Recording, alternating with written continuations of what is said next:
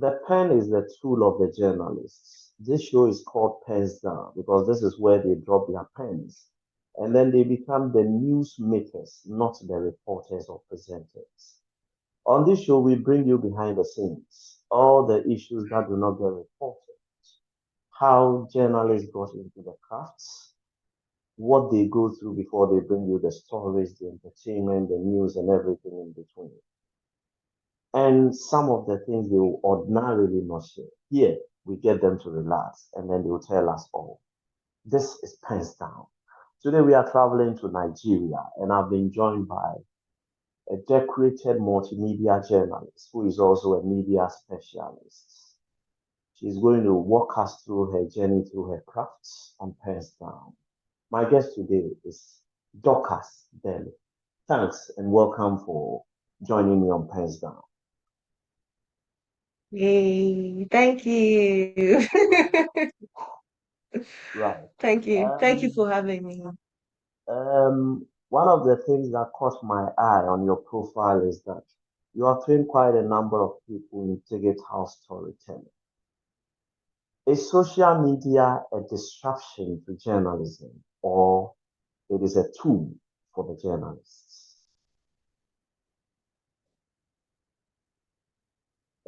That's sort of a dicey question because I think social media is what you make out of it, right? Hmm. So for some journalists, it is a tool, Okay. while for others, social media is a distraction, right? So it depends on your relationship with social media. So for instance, journalists who have understood that they can use social media to for their own advantage, right? Of course, it's an amazing tool. It gets information quicker, especially in this era where almost everybody wants to be a journalist, trained or untrained, right? Hmm. But so if you are still in left in your conventional journalism ways, then social media is certainly a distraction. Right? Yes. So it depends Now, on which side you're standing on, to be honest. right. Okay. Social media has created richer bloggers in Africa than richer journalists. Where did As we what? miss Could you out? repeat yourself? I said social media has created richer bloggers in Africa than richer journalists.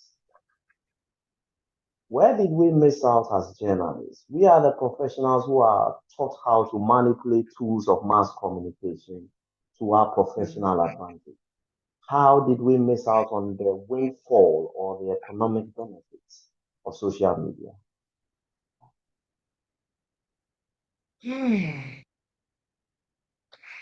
I don't know if it's all right to say that we missed out Hmm. because the truth is social media just came and or would I say the advent of social media changed a lot of things.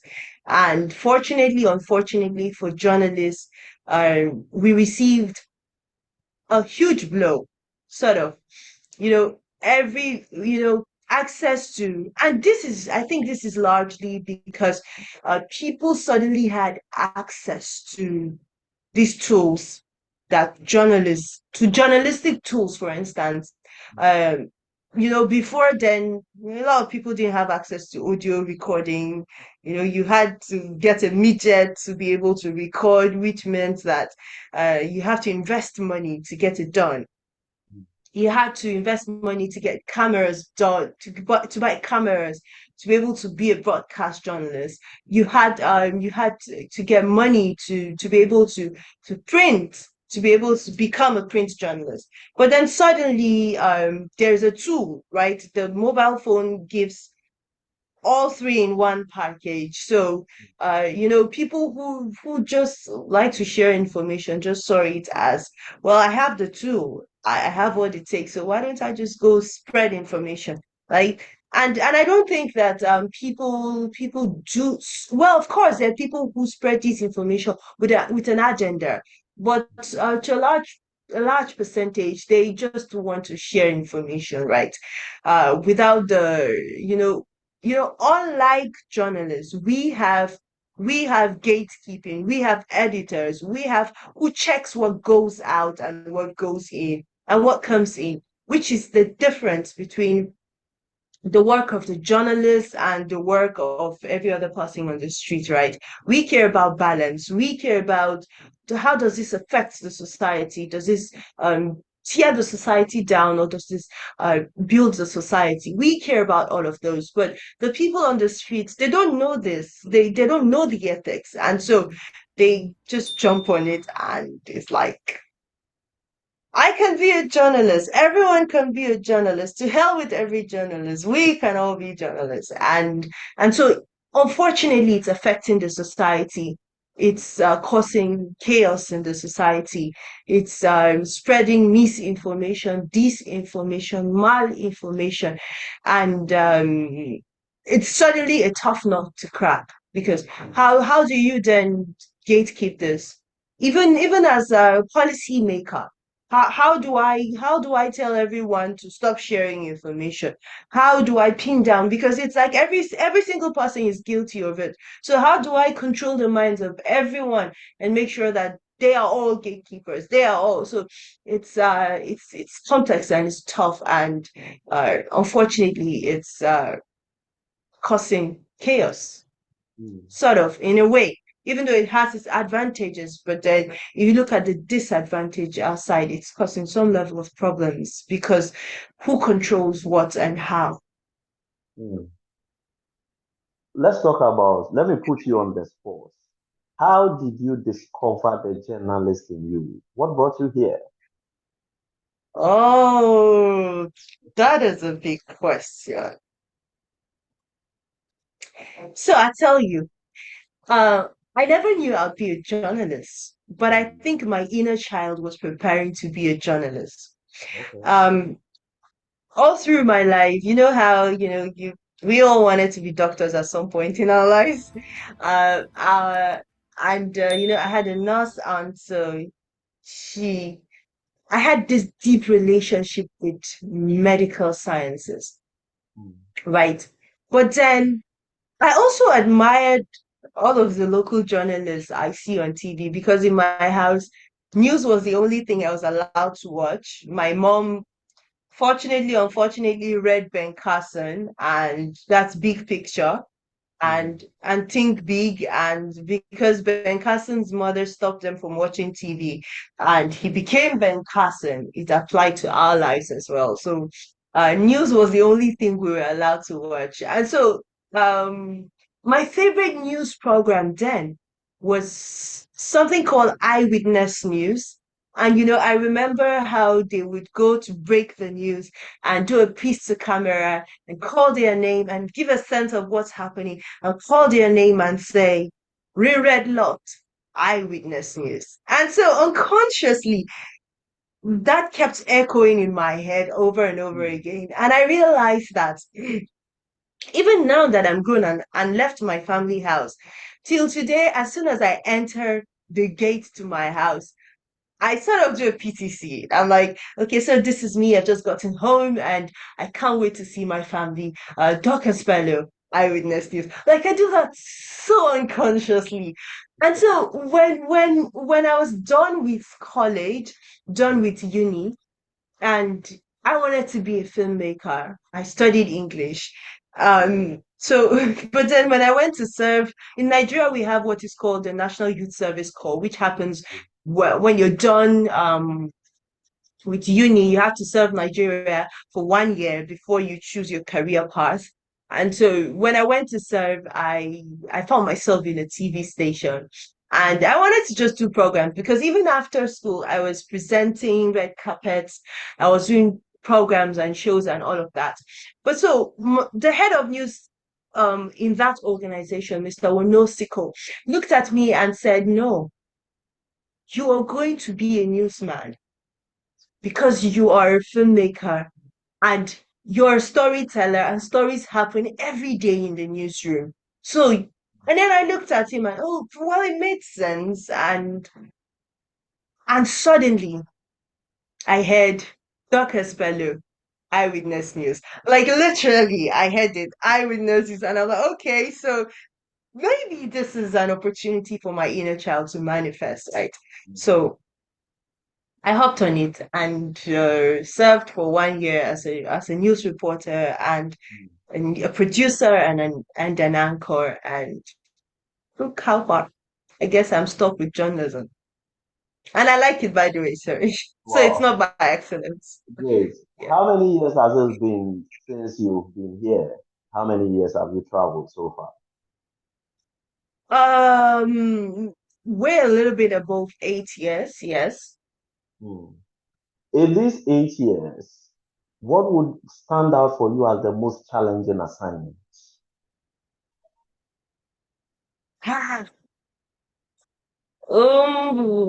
Okay, most challenging assignments. Hmm. To be honest, I think all of my assignments, it's either I make it challenging or because I like tough things, or it's usually because every assignment comes with its challenges, right? But I think the most challenging will be a story I did on blasphemy. Okay. I'm not going to say so much details about it That's fine. because That's fine. my name is not on the byline. A lot of people Okay. don't know I reported that, but then Okay. it's my most challenging Hmm. journey. I had to cover myself and go into the place and get the story out. And yes, so it probably is going to be my most challenging because it's risky. Hmm. Now, these 8 years, some of your colleagues might have left the fold. Some are going into public relations, corporate communications, or anything. Attrition in journalism is quite high. What do you think is accounting for this high level of or high rate of attrition?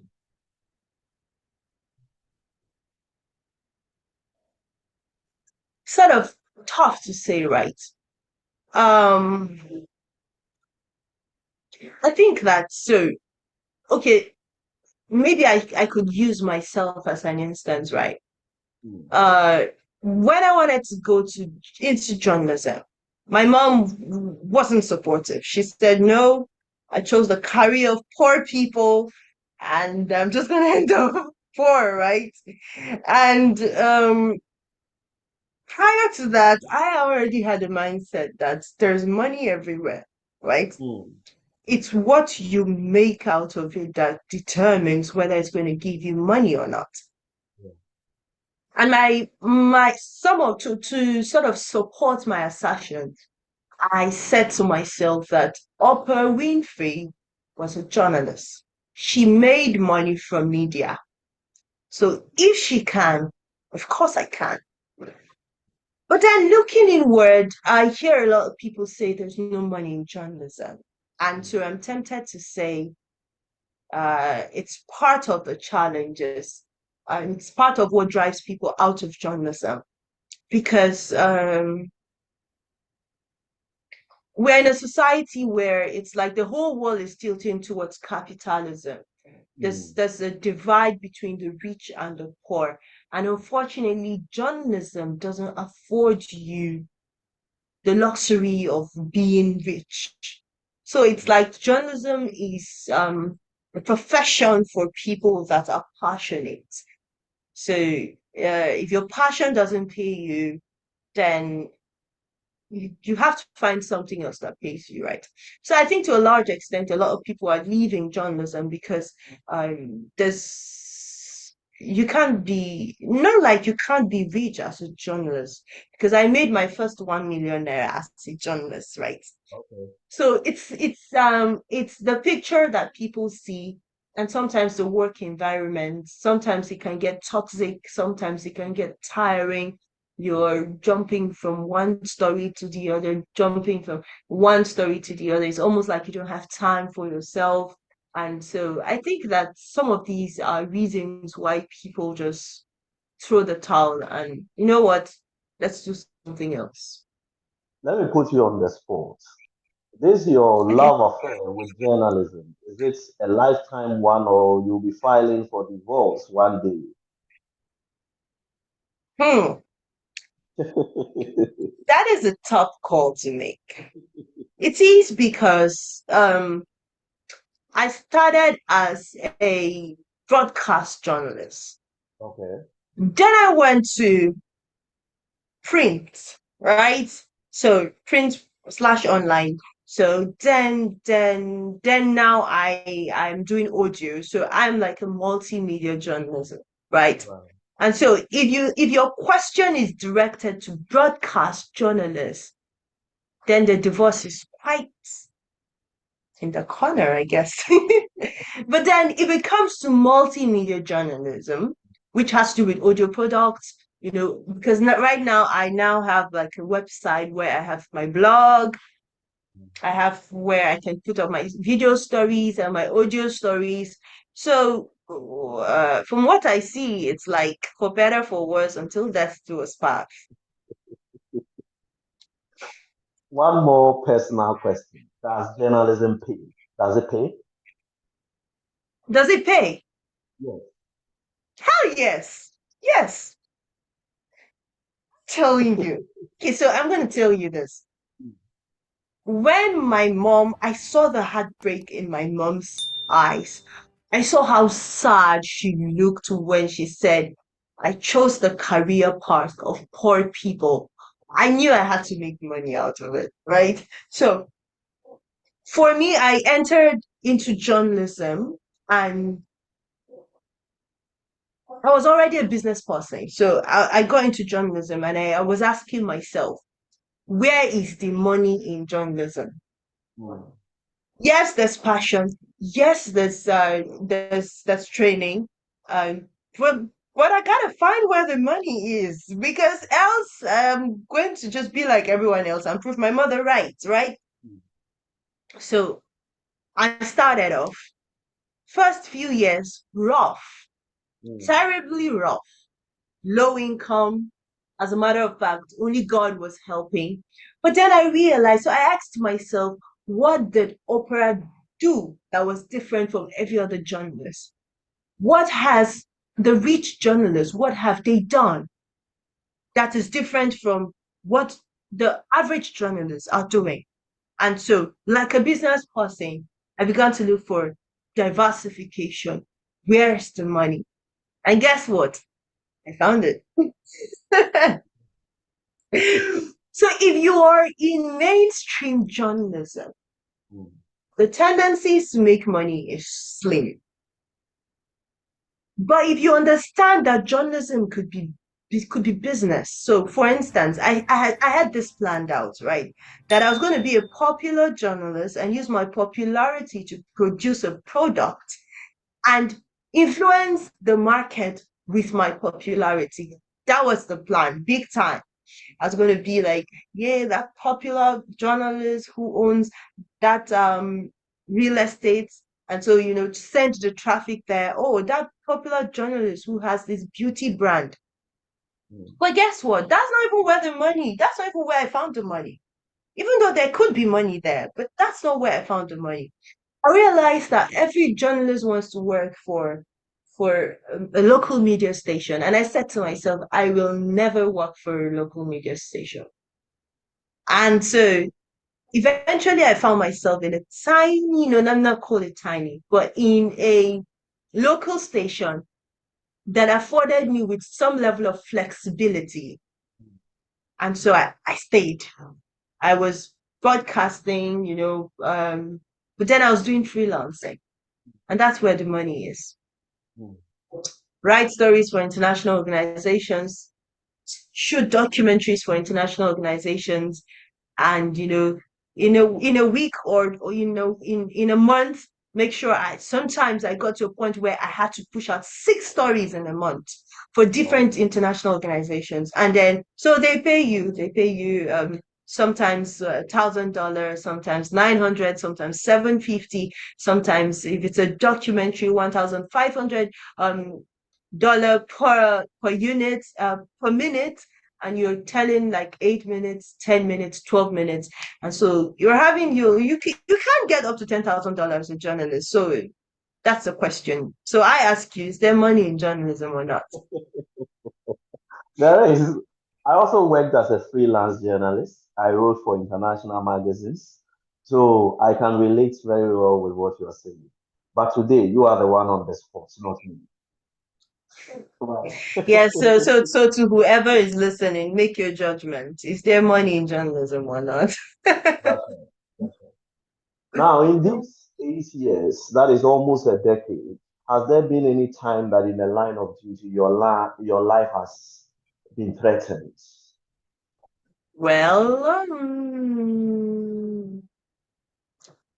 I guess my answer would be no. Because even when I took the task of going to tell a dangerous story, Mm, uh, I was just careful, mm, absolutely careful, very careful, right? Um, Calculated, alert, mm.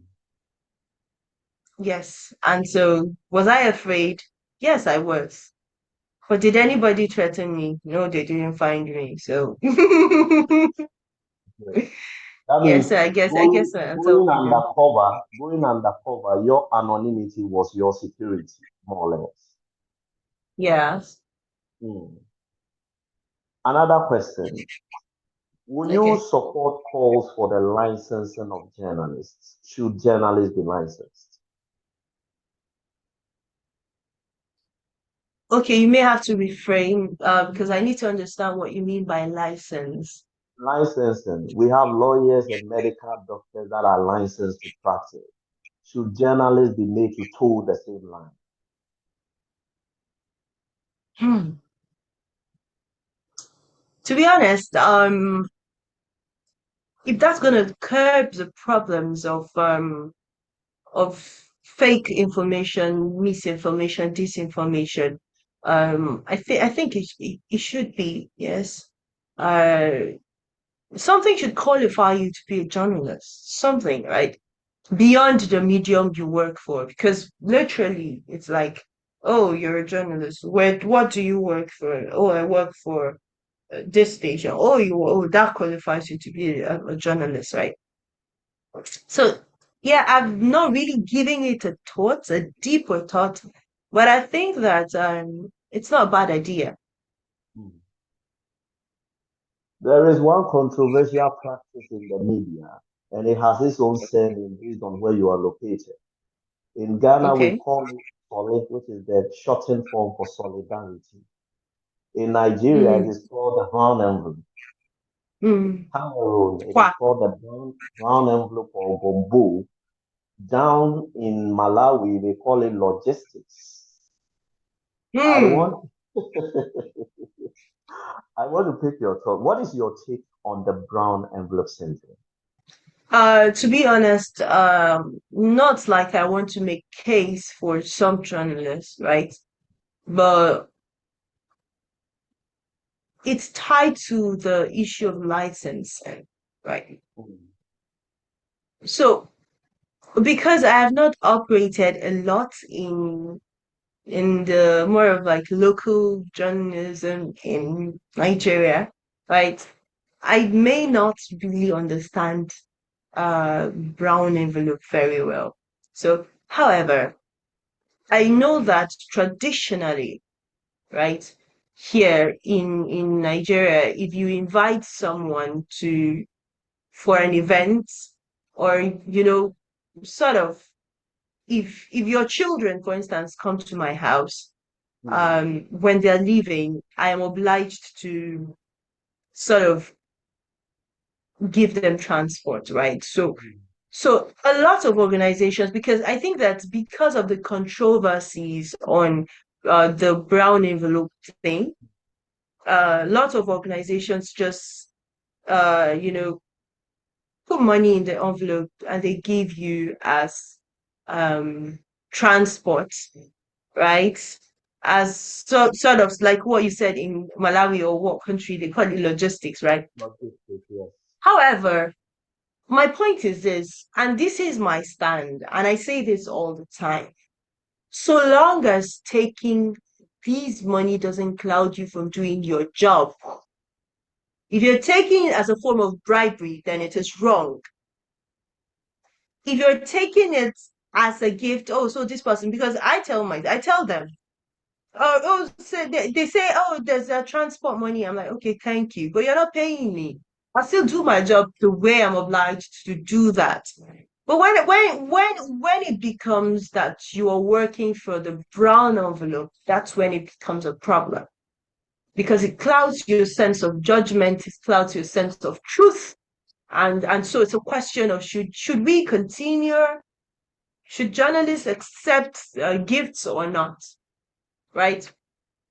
So if it's a if it's like a what's it called, logistics. So this person actually drove all the way to to to to cover your event, and you have um plans for refreshments. Well, you better know that it doesn't determine how the outcome of your report would be, right? But unfortunately, a lot of journalists do that. They cover assignment just for the money. Yeah. If you don't pay them, that singular envelope, your story ain't going nowhere. It happens, right? It happens. And it's unfortunate. It's very unfortunate. And I think it's bad. Hmm.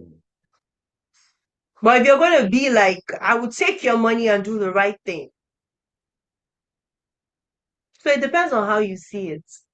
If Hmm. you're seeing it as a gift because you attended the event, okay. But if you're seeing it as some level of PR, Hmm. that's where the problem is. 8 years. What are your golden memories? What am I what? Golden memories. Which occasions in the line of duty have stood out as golden for you? Forever you will cherish them. My best moments are when I'm on the field. Hmm. Okay, so I think reporting in the field has always been every report is precious to me. Every single report is precious to me. But there are few golden moments, right? So I think when I started journalism, I needed something to, call it beginner's luck, whatever. I just needed something to, make me feel like I'm in the right place. So when I was done serving, I, went back home and started looking for organizations to serve and all of that and to work. And so when I started working, the very year I started working, there was the award for journalists who are for story like for it was a campaign to kick out polio. And so I Okay. entered and I won the award that year.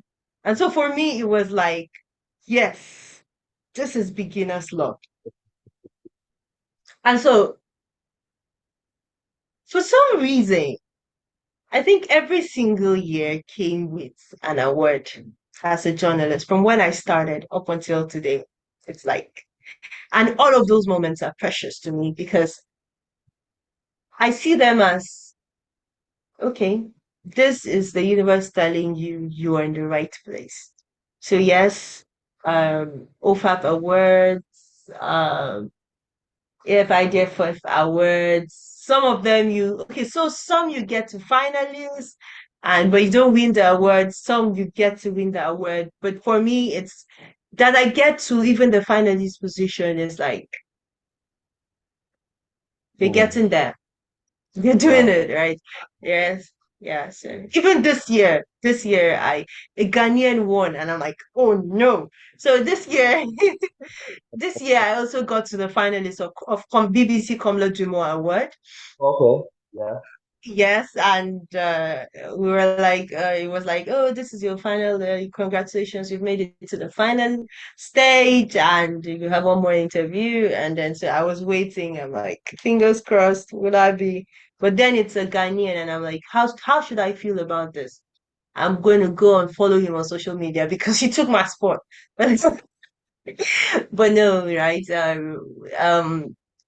Listening to his interviews and going back and looking at his work, I feel oh he deserves it, right? So That's a yes, cool. to That's every single nomination, every single award, every single report, They are highlight moments for me. Hmm. If we are to go back into time, 10 years, are you still going to choose the same path of journalism, media, communications? Yes, I'll probably start earlier.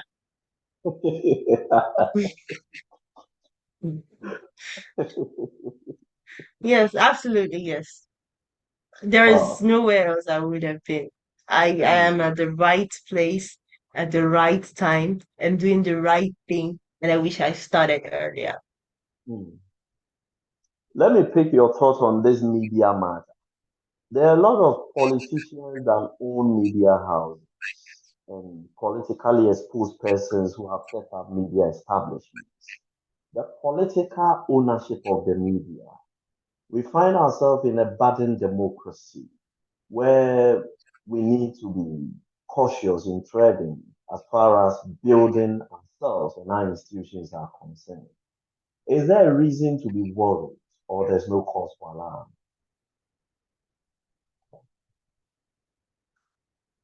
There is cause for alarm. Hmm. There is cause for alarm. Um, the first function of the media is to set agenda for the world to follow. Hmm. And so if the person setting the agenda has a personal interest, it means that the agenda that will be set is already problematic, right? So if wishes were horses, politics should be politics and media should be media. But unfortunately, it is what it is, right? And so it's left for the consciousness of the people who work within media outfits owned by politicians to sort of decide for themselves whether they are going to live by the ethics or do the other way around, right? Even though on the flip side, every media organization has its agenda. Yes, that's a part. From what's happening, the crisis between Israel and Gaza, you Hmm. can tell the Yes. polarity is there, right? It's easy to analyze who is on whose side are you standing, right? So I think objectivity is being threatened and questioned. So somebody has to own it, man. It's either a Hmm. politician, an individual, a friend to a politician. Somebody has to own it. And to be honest, objectivity is constantly threatened. Hmm. So it is what it is. Hmm. Let me find this out for you. From where you sit, professionally, you are a professional journalist. Would you say it is ideal for a journalist to be a friend of a politician? Friend in the real sense of it.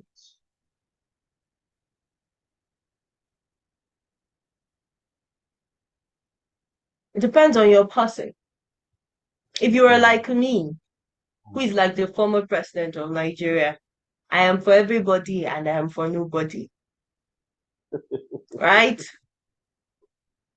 You know, I'm saying that because I've seen it play out in my life. So Hmm. an incident happened while I was in secondary school, and I went for a youth camp. And so when we resumed school, how it's natural for you to sit your guys down and you gist them about what you did in the holiday. And so I had a group of friends who came over to my corner, and we were gisting and gisting up until it was time for assembly, and we hadn't had our bath because we were still gisting. And I was the person giving them the gist. And then I was a prefect. And so when the staff on duty came in and he realized there was noise from my room, and then he came and said, so before he had gone round the other rooms, we had run into the bathroom, had a bath, and rush out, and we were trying to get set. And he came in and said, you are here, you're a prefect. I'm like, yes, I'm trying to get everyone out of the room. And then he says, okay, write the names of people who are in the hostel right now. And I said, okay. And so he leaves because I had the responsibility to write the names of people who were in the hostel right then. mm, I forgot that those some of them were my friends and some of them were there because I was actually just in them. So guess what? I started with the name of my best friend because she was in the hostel. And then I wrote the next of my friends. So my cycle of friendship were like the first people to make it to the list of those that would be punished. mm, And so my point is that if you are like me, who would do the right thing without thinking it twice, then if you have that discipline, why not? But on a general sense, it's not good because it will cloud your judgment. mm. It's not good because it will affect your objectivity, affect your your point of view, right? And sometimes even your narrative. Mm. So if you can't control it, it's a personal question. Ask yourself, would I bend for any reason? And if you would, don't try it. So let me put you on the spot. Have you at any point in the line of duty been offered anything, material or monetary, to compromise the facts of any story you were doing and take it? I'm No, talking about bribery. no, no, no, If I your haven't. answer is no, then let's go back to the brown envelope situation. The media is an anti-corruption institution. We are to keep duty bearers on their toes and ensure that the public purse is distributed to the benefit of all. A lot of politicians or newsmakers sometimes will pay you in advance for something they intend to do, sometimes a year or two later. He gives you the brown envelope today. Tomorrow you take him on and then he accuses you that, oh, you are even not claiming because so, so, and so. It has happened a number of times. I'm mentioning this from the experiences of people I have seen. Now, critically, do you believe that for the originality of the mandate of the media, brown envelopes should be entertained at all?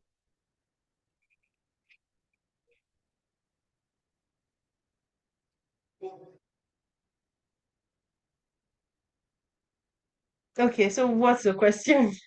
My question is this. The media has an original mandate to ensure that duty Hmm. bearers are kept on their toes. The brown envelope medals, however you interpret it. Now, for you, based on your answer earlier, you would say that okay, I'll go ahead and do my story. This doesn't matter.